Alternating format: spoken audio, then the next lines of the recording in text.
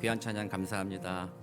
평화 주셨습니다. 우리 하나님이. 우리의 상황은 평화롭지 않아도 하나님만이 주시는 평화가 있습니다. 그래서 우리는 그 안에서 기뻐할 수 있는 거죠. 오늘도 우리에게 주시는 말씀을 통해서 하나님의 은혜 누리길 원합니다. 오늘 우리에게 주시는 하나님 말씀은 사도행전 9장입니다. 사도행전 9장 10절에서 19절까지 말씀을 저와 여러분이 한 절씩 교독하고 우리 19절 같이 읽도록 하겠습니다. 사도행전 9장 10절 제가 먼저 읽겠습니다. 그때 다메섹에 아나니아라 하는 제자가 있더니 주께서 환상 중에 불러 이르시되 아나니아야 하시거늘 대답하되 주여 내가 여기 있나이다 하니 주께서 이르시되 일어나 지가라 하는 거리로 가서 유다의 집에서 5사람 사울이라 하는 사람을 찾으라. 그가 기도하는 중이니라. 그가 아나니아라 하는 사람이 들어와서 자기에게 안수하여 다시 보게 하는 것을 보았느니라 하시거늘 아나니아가 대답하되 주여 이 사람에 대하여 내가 여러 사람에게 듣사온즉 그가 예루살렘에서 주의 성도에게 적지 않은 해를 끼쳤다 하더니 여기서도 주의 이름을 부르는 모든 사람을 결박할 권한을 대제사장들에게서 받았나이다 하거늘 주께서 이르시되 가라. 이 사람은 내 이름을 이방인과 임금들과 이스라엘 자손들에게 전하기 위하여 택한 나의 그릇이라. 그가 내 이름을 위하여 얼마나 고난을 받아야 할 것을 내가 그에게 보이리라 하시니 아나니아가 떠나 그 집에 들어가서 그에게 안수하여 이르되 형제 사울아 주 곧 내가 오는 길에서 나타나셨던 예수께서 나를 보내어 너로 다시 보게 하시고 성령으로 충만하게 하신다 하니 즉시 사울의 눈에서 비늘 같은 것이 벗어져 다시 보게 된지라 일어나 세례를 받고 음식을 먹음에 강건하여 지니라. 아멘. 아멘. 우리 지난주 사울이란 인물이죠. 아직 바울이란 이름으로 자기를 정체성을 드러내지 않은 이 사울이 예루살렘에서 예수 믿는 자를 잡아다가 가두기도 하고 스데반이 죽을 때 증인이 되고 했었던 이 사람이 다메섹에 그 예수 믿는 자를 잡으러 내려가는 도중에 밝은 빛이 비추어서 갑자기 눈이 어두워지고 또 예수님의 음성이 들렸죠. 사울아 사울아 내가 어찌하여 나를 박해하느냐. 주여 누구십니까? 나는 내가 박해하는 예수다라는 음성을 듣고 그 순간 우리 지난주 말씀이죠. 사울이 내가 신성 모독하는 자를 잡으러 가고 있었는데 그 밝은 빛 아래에서 그 예수가 하나님의 아들이라고 한다면 그 예수가 다시 살아났다면 그렇다면 내가 신성 모독하고 있는 것은 아닌가? 그 예수를 핍박하는 내가 바로 신성 모독의 죄를 범하고 있는 것은 아닌가? 그 순간 깨달았고 그러므로 자기는 죽을 수밖에 없는 죄인이라는 사실을 알게 되었으나 그 예수님이 그를 부드럽게 불러주셨죠. 내가 박해하는 예수다. 그리고 그의 손을 붙잡고 다메섹으로 들어가게 하셨던 그 예수를 만나게 되었습니다. 그리고 오늘 본문이 이제 그 이후의 일이죠. 그가 다소의 직가라고 하는 거리는 이 직가는 사실은 좀 유명한 거리입니다. 한국말로 이렇게 한자어로 직가라고 그래가지고 좀 어려운데 쭉 뻗은 길을 말하는 겁니다. 그래서 그 당시 사람들 중에 도시들 중에 이렇게 거의 1.8km에 이르는 쭉 뻗은 길이었다고 해요. 그러니까 사람들한테는 참 도시가 참 정비가 잘 되어 있다, 대단하다 뭐 이런 곳인데 하여튼 직가에 있는 유다의 집으로 사울이 들어가게 되죠. 그리고 오늘 읽지 않았지만 바로 앞 9장 9절에서는 그가 사흘 3일 동안 보지 못하고 먹지도 않고 마시지도 아니했다라고 이렇게 표현이 되어 있습니다. 먹지 못하고 마시지 못한 게 아니라 눈은 안 보이게 되었으나 먹지 않고 마시지 않았다라는 거죠. 왜냐하면 그가 큰 충격에 빠져 있지 않았겠습니까? 나는 그래도 그동안 주님을 잘 섬긴다라고 최선을 다해서 주님 앞에 살아왔었는데 그러나 돌아보니 그 모든 나의 수고와 애씀이 그 열심이 잘못된 지식으로 인해서 신성 모독하고 있는 나를 어떻게 보면 죽음의 길로 내몰고 있는 열심이 아니었는가 그것을 깨달았을 때 얼마나 충격이겠습니까? 그리고 그 예수님이 하나님의 아들 되심을 보게 되었을 때 자신의 삶이 얼마나 그동안 잘못되어 왔는가를 깨달았고 그것으로 인하여서 아주 큰 충격을 경험하게 되죠. 그래서 3일 동안 자신의 삶을 돌아보기도 했었을 것입니다. 그리고 예수님의 음성을 떠올려보고 그동안 예루살렘에서 들었던 사도들의 전했던 이야기들을 아마 전해 들었을 것입니다. 그 예수란 인물이 어떻게 죽었고 그가 어떻게 부활했는지에서 들어본 것을 생각해 보면서 주님 앞에 기도하고 회개하는 시간을 갖게 되었죠. 그래서 오늘 우리가 읽은 본문에서 아나니아에게 예수님이 말씀하시죠. 그가 기도하는 중이다라고 말하고 있잖아요. 3일 동안 그는 그 고난 중에 기도하고 있었다라고 말할 수 있습니다. 첫 번째로 그가 고난 중에 있었다라는 겁니다. 여기 계신 분들 중에 눈으로 잘 보고 잘 살고 있었는데 갑자기 오늘 집에 가는 길에 갑자기 밝은 빛이 비춰가지고 눈앞이 캄캄해진다면 아무것도 안 보이게 된다면 여러분은 어떻게 하시겠어요? 별것 아니야. 뭐 이 정도 뭐 곧 낫겠지. 뭐 이렇게 생각하지 않을 겁니다. 아마도 큰일 났다. 빨리 이머전실 가자. 또는 빨리 카톡 목사님 큰일 났어요. 눈이 안 보이게 되었어요. 목사님 기도해 주세요. 그 아주 큰일이죠. 눈이 안 보이게 된 이것은 정말로 큰일입니다. 그게 그에겐 진짜 고난입니다. 사실은 율법학자인 사울에게 눈이 안 보이게 되었다라는 것은 단지 육신적인 어떤 기능을 잃었다라는 의미를 넘어서는 것입니다. 율법학자들에게 당시에는 이 바리새인들에게는 몸에 장애를 가진 사람들은 죄인이라고 판명되었습니다. 장애인들은 자신의 죄 때문이든 아니면 그의 조상의 죄 때문이든 그 죄로 인해서 저주받아서 장애인이 된 것이지 우리와 같이 바리새인들 우리는 의인이므로 우리는 장애 없이 건강하게 살아간다라고 생각했던 사람들이죠. 그래서 성전에 들어갈 때마다 성전 미문, 성전 문 앞에 앉아있던 구걸하는 사람들을 바라보면서 하나님이 그들을 돌보라고 했으니까 그들을 돌보기는 하지만 그들에 대해서 우월한 마음을 가지고 있었던 거죠. 저 죄인들 죄 때문에 저렇게 불쌍하게 살아가지만 나는 거룩하고 의로우니 하나님이 내게 복 주셨다. 그렇게 살아갔다라는 거죠. 그랬을 때 사울이 자신의 눈이 먼 장애인이 됐을 그 순간에 받았던 충격은 오늘날 우리가 이해하듯이 단지 눈이 안 보이는 충격을 넘어서서 내가 진짜 저주받은 인간이라는 것을 깨닫게 되는 순간이었다라는 거죠. 그러므로 몸도 마음도 깊이 하나님 앞에 넘어지는 그 순간을 경험하는 것, 그게 바로 사울이 지금 경험하는 순간입니다. 그리고 오늘 결론적으로 사흘 동안 3일이죠. 요즘 한국 애들은요 이걸 모른대요. 사흘이 며칠이냐 물어보면요 4일이라고 얘기한대요. 4일이에요? 3일이에요? 하여튼 3일 동안을 뭐 눈이 멀었다라는 것도 이거는 나중 얘기지 사실 그 당시 눈이 먼 그 당시에 바울에게 이게 며칠 갈지는 알지 못하는 거잖아요. 언제 회복시켜 줄지는 알지 못하는 거죠. 앞으로 어떻게 하면 어쩌면 평생 이렇게 눈이 먼 채로 살아갈 수도 있는 그 순간 아니겠어요? 그러니까 이 사울이 당한 이 눈 먼 것은 정말 극심한 고난 중에 들어가 있었다라는 거예요. 그러니까 오늘날 우리가 경험하는 고난과 거의 맞먹는 아주 극심한 고난이죠. 몸도 마음도 완전히 주님 앞에 넘어지는 고난이라는 것입니다. 바로 이 고난을 통과하게 된다라는 거죠.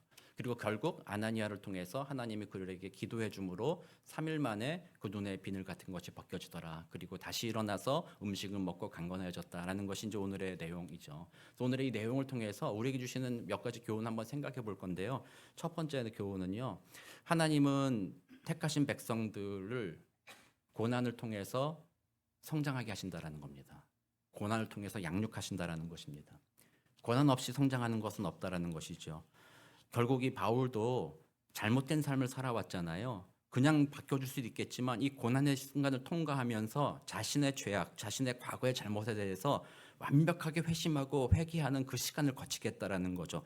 그 순간 주님을 바라보았을 때 주님의 고침을 통해서 눈의 비늘이 벗겨졌다. 전혀 새로운 삶을 살기 시작했다는 거죠. 지난주에 말씀드린 대로 그가 열심히 사는 그 삶의 태도가 바뀐 것이 아닙니다. 열심히 살았지만 잘못된 것을 쫓아갔으나 이제는 올바른 것을 보게 되며 그의 삶이 변화되었다라는 거죠.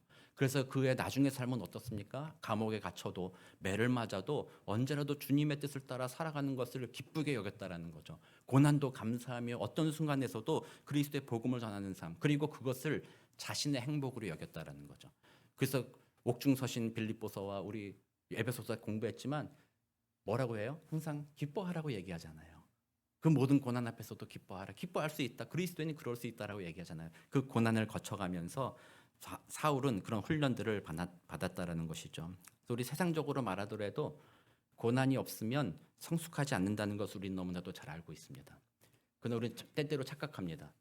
고난이 없는 것이 행복한 삶이고 고난이 없는 삶이 복된 삶이다라고 착각하고 내 인생에는 고난이 없었으면 좋겠다라고 생각한다는 겁니다. 그거는 사탄이 주는 거짓말입니다. 고난이 없이는 더 복된 삶으로 갈 수 없습니다. 고난이 없이는 더 성장하지 않습니다.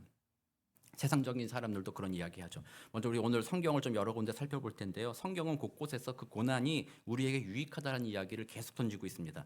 야고보서 1장 2절에서 4절입니다.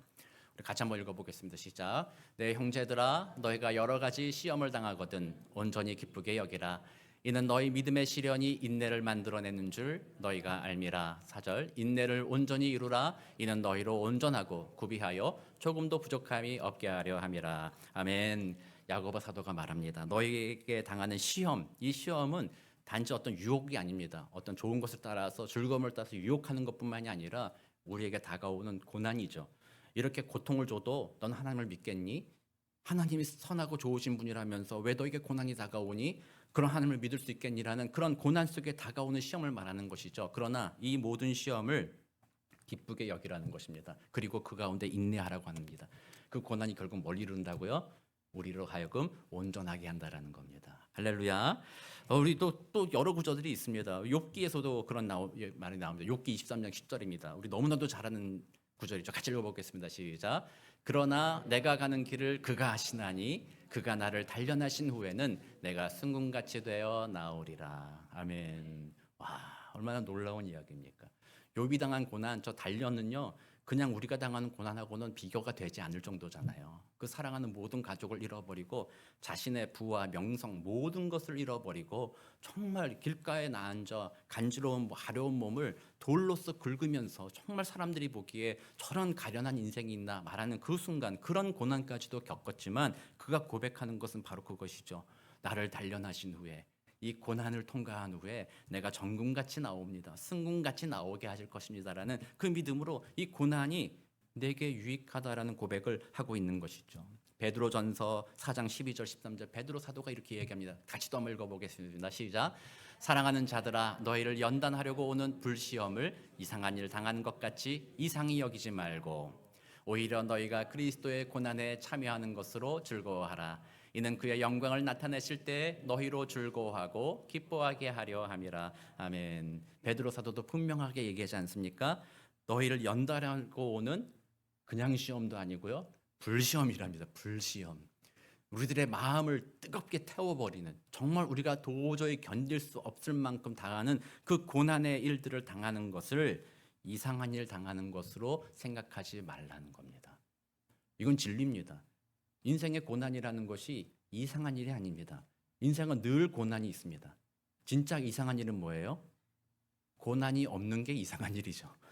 착각하면 안 됩니다. 고난이 없는 게 이상한 일입니다. 여러분들 중에 혹시라도 고난이 없이 지금까지 인생을 살아왔다라고 말할 수 있는 사람이 있으면요. 이상한 분. 우리 인생에는 모두 다 고난이 중간에 다 끼어 있게 되어 있죠. 그러나 그 고난이 당연히 우리 인생에 있다라는 것을 알 때에는 우리는 그것을 이상한 일로 여기지 않습니다. 그리고 다르게 대할 수가 있게 되는 거죠. 성경은 분명하게 그렇게 얘기하는 거죠. 고난을 다르게 대해라는 거예요. 모든 사람이 고난을 겪습니다. 우리 예수 믿는 사람들뿐만 아니라 예수 안 믿는 모든 사람들도 전부 다 고난을 당합니다. 인생을 살아가면서 고난이 없는 자가 어디 있겠습니까?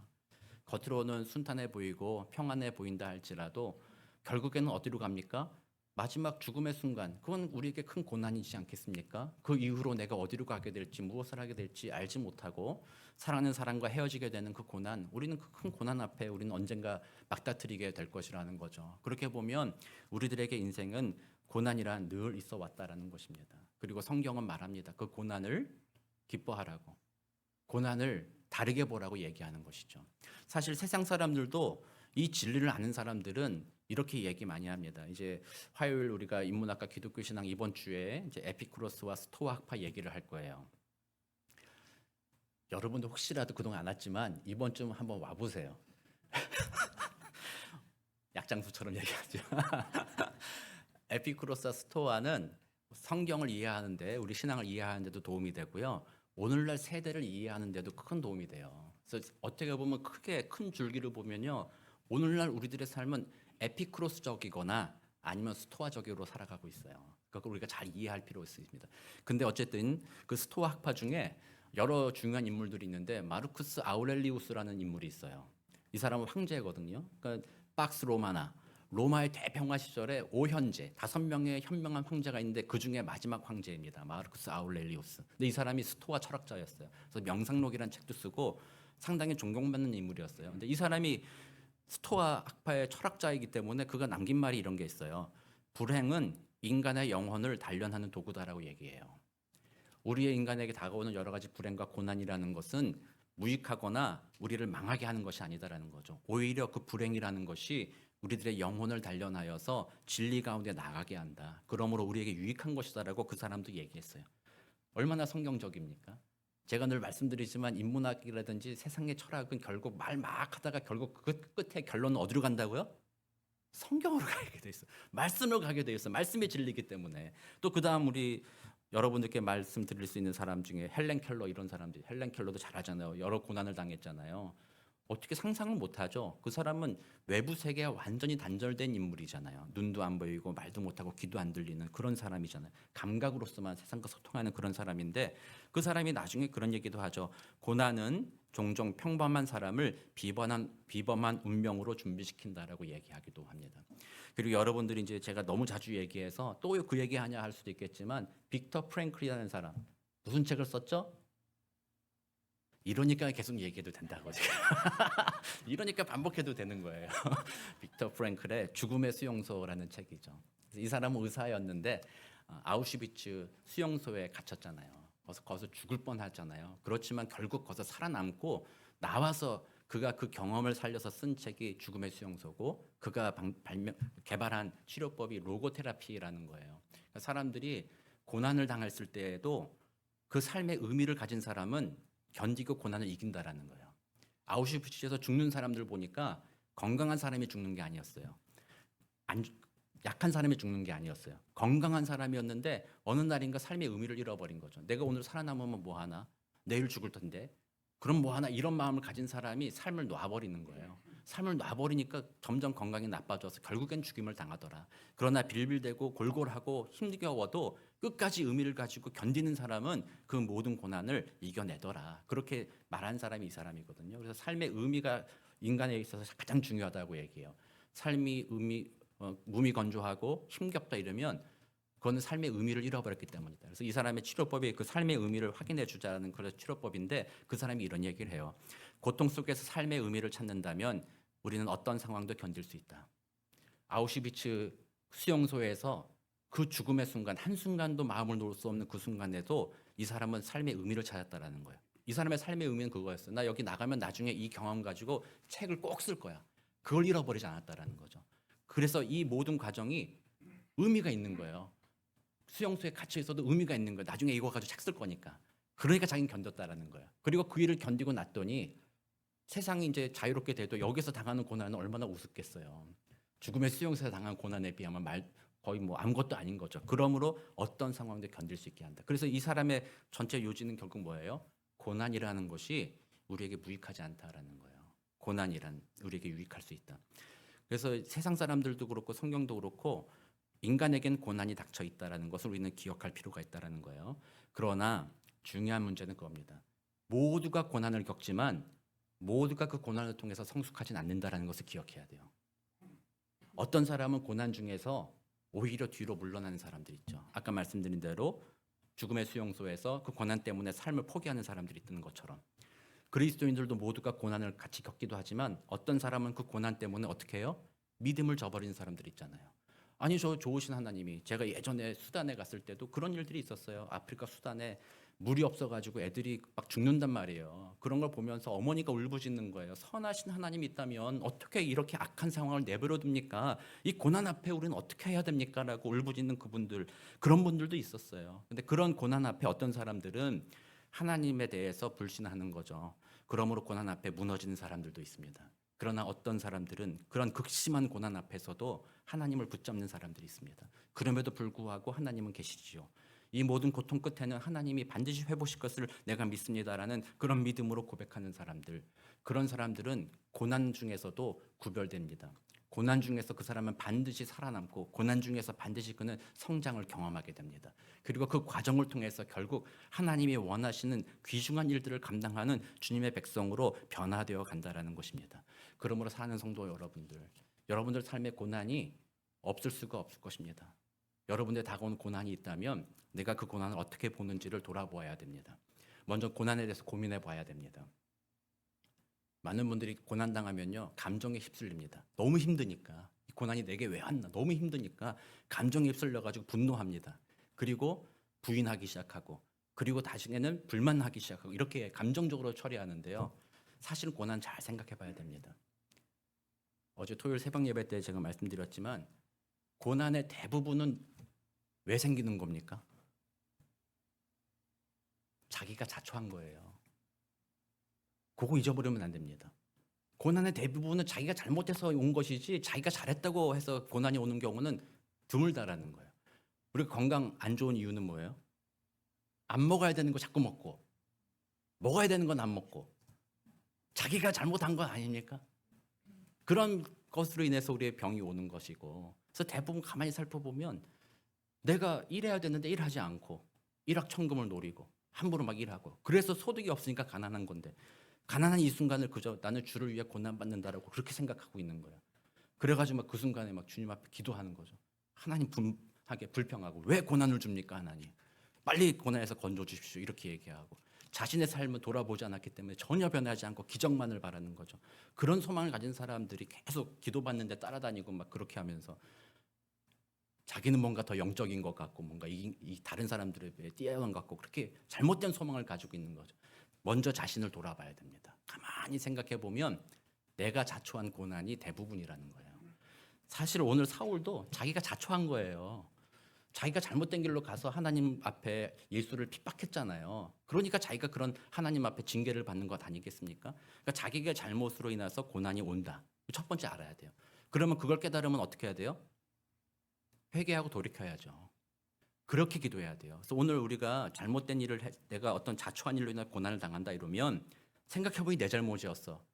그러니까 내가 달게 받긴 해야 되겠는데 하나님 좀 불쌍하게 여겨주십시오. 그렇게 기도하는 거죠. 하나님 내가 잘못하긴 했습니다만 하나님 좀 불쌍하게 여기십시오. 그런 마음으로 회개하고 주님께 기도하면 이전 삶으로 안 돌아가게 만들어주는 거예요. 새로운 삶을 살게 만들어주신다는 거. 그게 하나님의 은혜라는 거예요. 그래서 여러분들이 자신의 고난을 돌아봐야 된다는 겁니다. 또 어떤 경우는 자신이 자초하지 않은 결과들도 있어요. 아까 우리가 욥기 읽어봤잖아요. 욥이 자초한 건 아닙니다. 그러나 하나님의 섭리 가운데 때때로 우리에게 고난이 다가올 때도 있다라는 거죠. 그때는 우리 주님 앞에 눈물로 기도하는 거죠. 사울이 이 순간 뭘 하고 있었다고요? 기도하고 있었다라고 하잖아요. 하나님을 의지했다고 하잖아요. 고난을 당했을 때 우리는 나를 살펴보고 또다시 하나님의 뜻을 살펴보고 하나님을 바라보는 그 기회로 삼는 거죠. 고난을 그렇게 대하는 자들은 분명히 고난 앞에 믿음이 성숙해져 갑니다. 삶의 태도가 성숙해져 갑니다. 변화되어져 갑니다. 그러므로 하나님이 이 고난을 사용해서 하나님의 백성을 택한 그릇을 깨끗하게 만들어 간다는 사실입니다. 이것은 개인의 문제뿐만 아닙니다. 교회 앞에서도 다 똑같습니다. 우리 교회가 아무 문제 없이 평안하다 그러면, 제가 지난주에 설교하면서 말씀드렸죠. 아무 문제 없이 평안한 이유는 뭐예요? 아무것도 안 하면 돼요. 아무것도 안 하면 얼마나 평안합니까? 신앙생활 하면서도 아무것도 안 하면 진짜 좋아요. 저도 좀 그래봤으면 좋겠어요. 가끔은 주일날 설교 좀 안 했어요. 설교 안 하고 그냥 주일 11시 시간에 맞춰서 뒤에 가만히 앉아있다가 찬양하고 은혜 받고 하나님 감사합니다 기도하고 목사 말씀하는 설교 듣고 좋은 얘기야 듣고 땡 끝나면은 그냥 집에 가고, 그러면은 누가 시비를 걸겠습니까?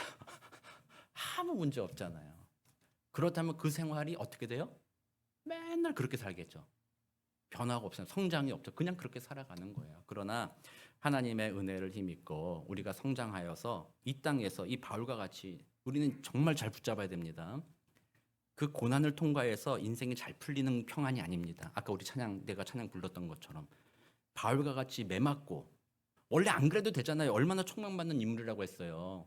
예루살렘에서 공회 차세대 리더다. 너는 저 스데반 죽일 때도 너는 네가 가서 그 일을 처리해야 할 정도로 차세대 리더였잖아요. 그냥 그렇게 살았으면 예루살렘에서 종교 권력을 가지고 잘 살 수 있었던 사람이라는 거예요. 그러나 그가 예수 믿고 고난에 참여하게 되었을 때 앞으로 그의 삶이 험난해질 것을 알았다라는 거죠. 그러나 그 험난해진 삶 속에서도 내가 예수를 만났으니 평안하다, 예수를 만났으니 복되다라는 삶을 살고 그것을 우리에게 증언하고 있는 것이 바로 이 사울 아닙니까? 그래서 오늘 우리들은 그런 믿음으로 사는 겁니다.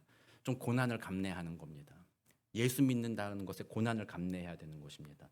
여러분들 앞에 다가오는 고난을 나를 믿음의 성장을 위해서 하나님이 주시는 고난임을 깨달아 알아야 된다는 겁니다. 교회에 봉사하고 섬기고 교회에 참여하는 것이 오늘날 문화 속에서 얼마나 싫은 일입니까? 나 좀 내버려둬, 이런 문화 아닙니까? 왜 자꾸 교회 오면 뭐 하라고 그러고 뭐 필요하다고 그러고 그렇게 얘기해. 그런 것 좀 나 좀 괴롭히지 마. 이런 문화 아닙니까? 그것만 안 하면 나 교회 나가겠다.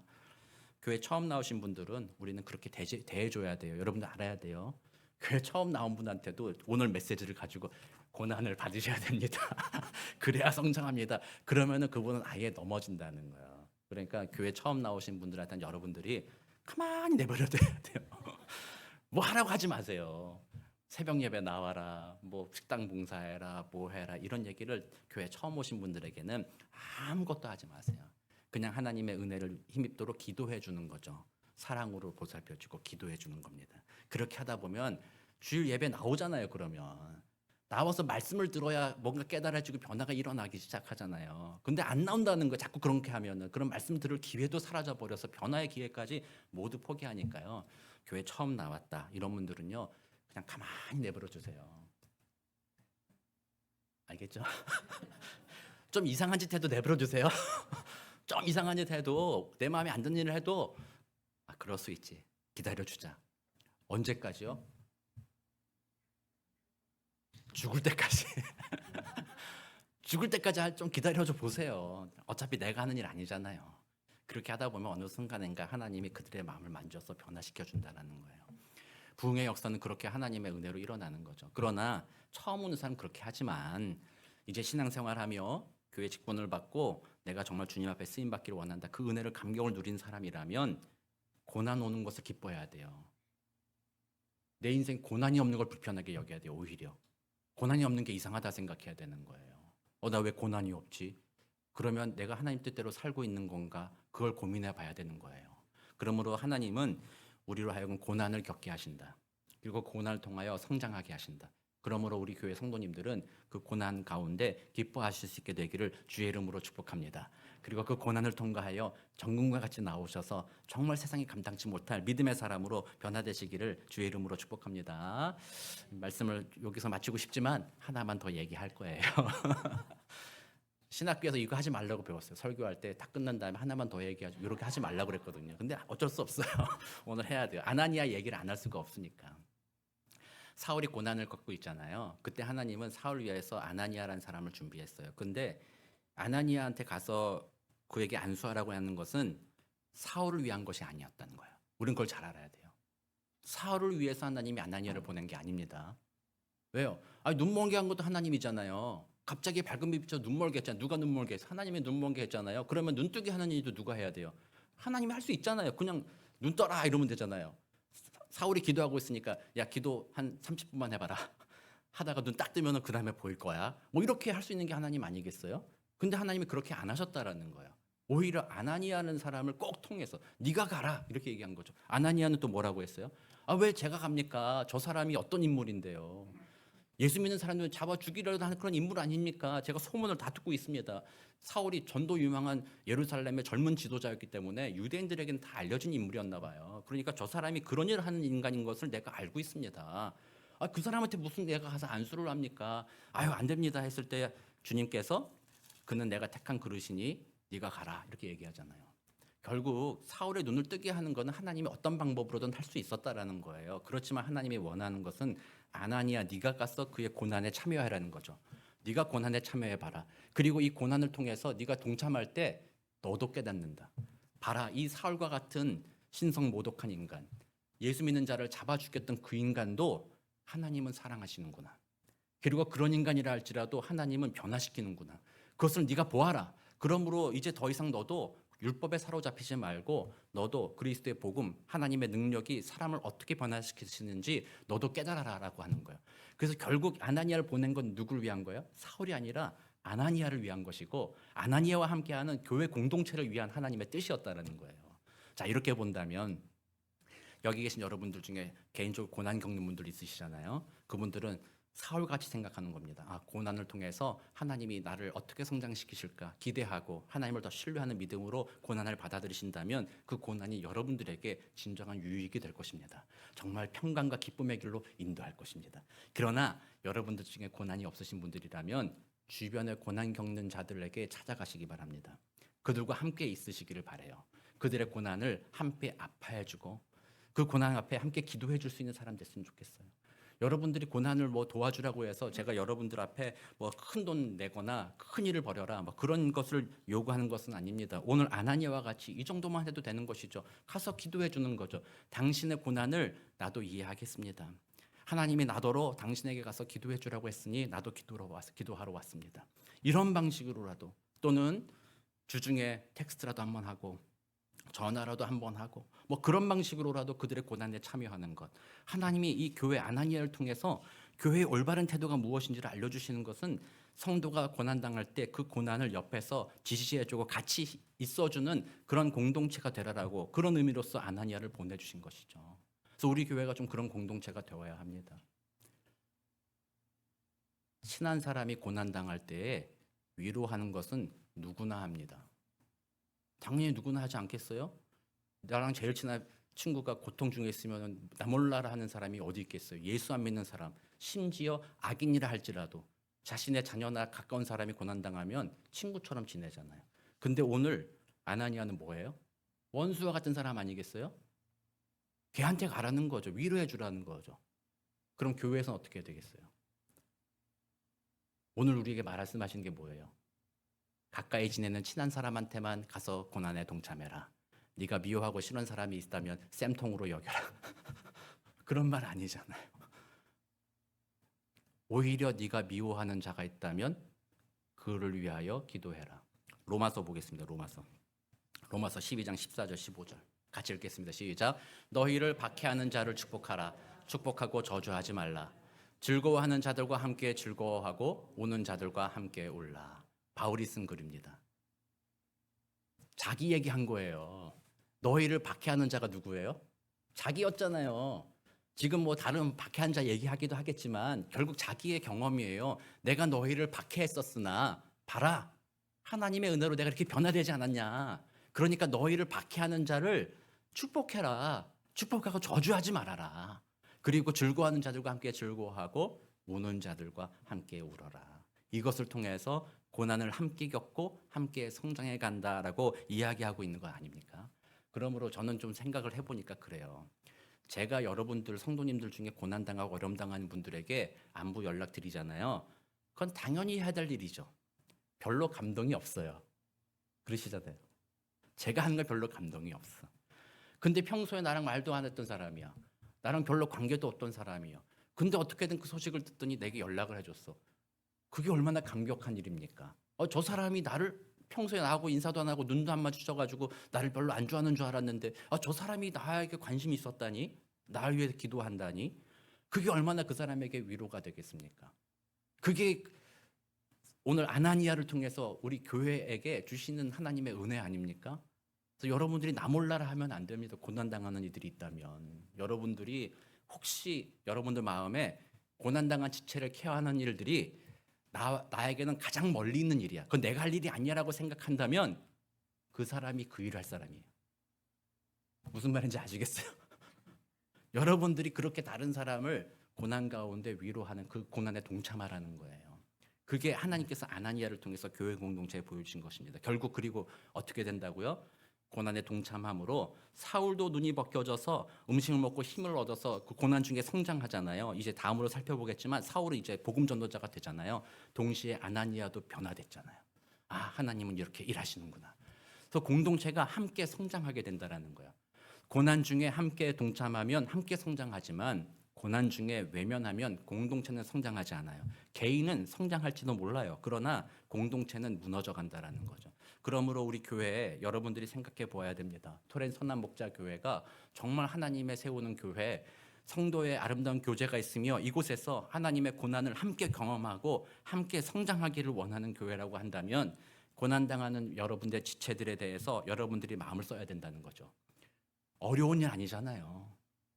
텍스트 하나만 보내도 되는 거잖아요. 갑자기 오늘 아침에 기도하다가 권사님 생각났어요. 집사님이 생각났어요.